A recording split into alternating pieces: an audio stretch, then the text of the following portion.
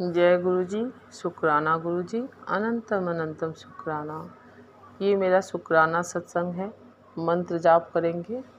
ओम नमः शिवाय, शिव जी सदा सहाय। ओम नमः शिवाय, गुरु जी सदा सहाय। सत्संग कहने में मुझसे कोई भूल चूक हो तो क्षमा करिएगा गुरु जी, क्षमा करिएगा संगत जी। मेरा शुक्राना सत्संग मैं शुरू करती हूँ। पहले थोड़ा सा मैं बैक में जाऊंगी कि 5 जनवरी 2024 को मेरे अंकल को वैष्णो देवी जाना था। वो सुबह मॉर्निंग में निकले, ट्रेन पकड़नी थी, वंदे भारत ट्रेन से ही जाना था। तो चले गए। उनके जाने के बाद मैं वापस आके लेट गई। जब सोई तो मुझे बहुत बुरा सपना आया। मैं जगी, मैंने कहा ऐसा सपना क्यों आया मुझे। थोड़ा सा मन में लगता है ना कि कोई घर से बाहर जा रहा है तो मन डर जाता है। मैंने कहा माता जी रक्षा करिएगा मेरे अंकल की, ऐसा सपना क्यों आया। बैठ के सोच ही रही हूँ, तब तक 2 बिल्लियों की लड़ने की आवाज़ आने लगी। मैंने कहा हे माता रानी रक्षा करना, ये क्यों ऐसा हो रहा है। मन एकदम बेचैन हो गया। फिर मैंने अपनी मम्मी को फ़ोन किया कि मम्मी ऐसी ऐसी बात है। तो मम्मी ने कहा कोई नहीं, टेंशन नहीं लो, जाओ मंदिर होके आ जाओ, भगवान से बढ़कर कुछ नहीं होता, सबके करने वाले वही हैं, ऊपर वाले। मैं जल्दी से नहा वहा के मंदिर गई, पूजा वूजा करके मंदिर से वापस आई। फिर मैंने गुरु जी का मंत्र जाप किया। मैंने कहा गुरु जी अब आप पे ही सब छोड़ के मैं निश्चिंत होती हूँ, आप मेरे अंकल की रक्षा करना। फिर रात हुई तो अगले दिन मेरी बेटी बोलती है कि मम्मी मुझे सपना आया था। और वो जब मतलब उसका सपना जैसे वो जनरली बताती नहीं है क्योंकि छोटी है अभी 7 साल की। तो उसने मुझसे कहा कि मम्मी मैंने ऐसा सपना देखा। वो बिल्कुल हूबहू वही सपना से मिल रहा था जो मैं देखी थी।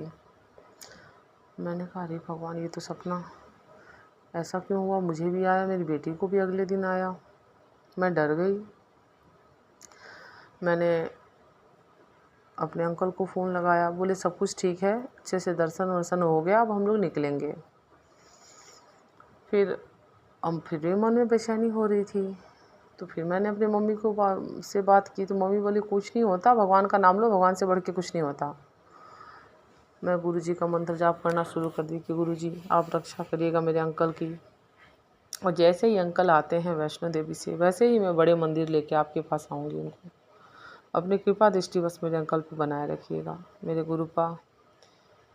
और वो 2 दिन मतलब जो कहते हैं ना कि ऐसी स्थिति थी कि बता नहीं सकती। मतलब वो मेरे गुरु पा ही जानते हैं, और उस भंवर से उन्होंने ही मुझे निकाला।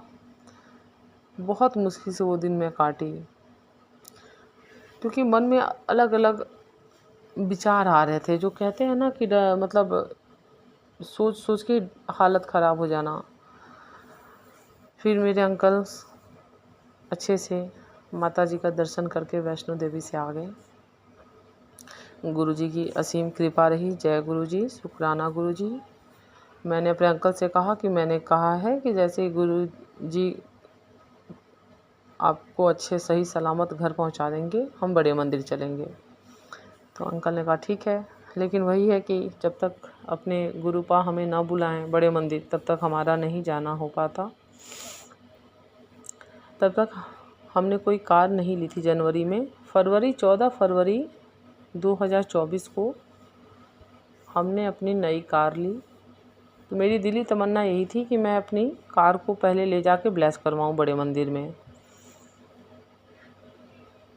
तो फिर गुरुजी ने हमें 28 अप्रैल को, अभी संडे को हम होके आए बड़े मंदिर।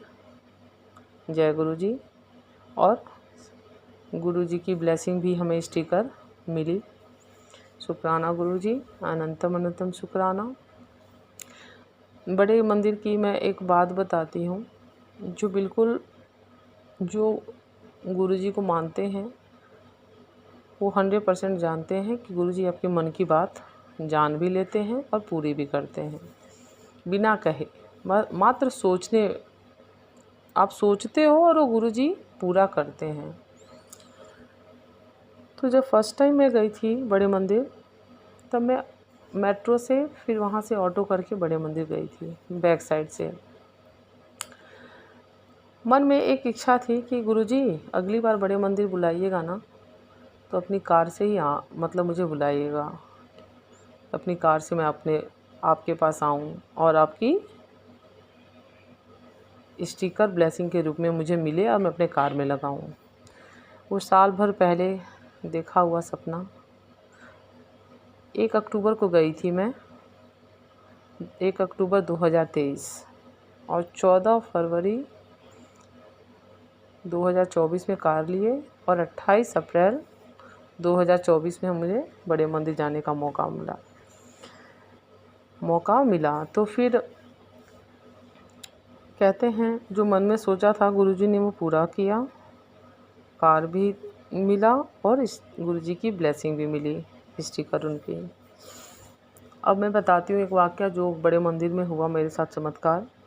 मैं रास्ते में धीरे धीरे हम लोग संगत लोग बढ़ रहे थे चाय प्रसाद से पहले, जाते जाते शब्द चल रहे थे।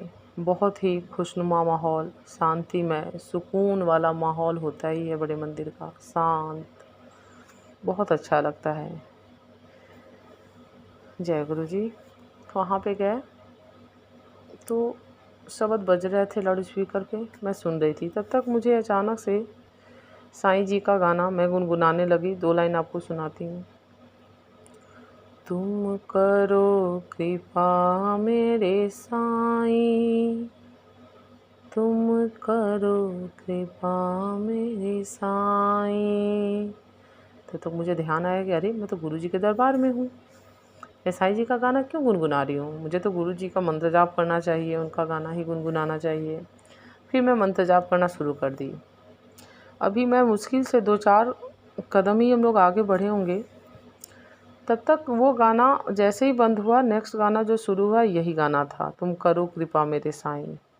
मैं अपने अंकल से बोली कि ये है गुरु जी का चमत्कार। अभी मैं मन में सोच ही रही हूँ, सेकंड नहीं बीता कि गुरु जी ने वही गाना चलवा दिया कि वहम मत पालो, जिसका मन है तुम उसका नाम लो, मैं सब में हूँ।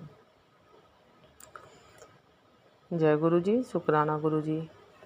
फिर हम वहाँ से चाय प्रसाद ग्रहण किए, लंगर प्रसाद ग्रहण किए, और लंगर प्रसाद में सबसे ज़्यादा ख़ास बात ये रही कि मुझे गुरु जी के स्वरूप के ठीक नीचे उनके चरणों में ही लंगर प्रसाद ग्रहण करने को मिला। जय गुरु जी, शुक्राना गुरु जी।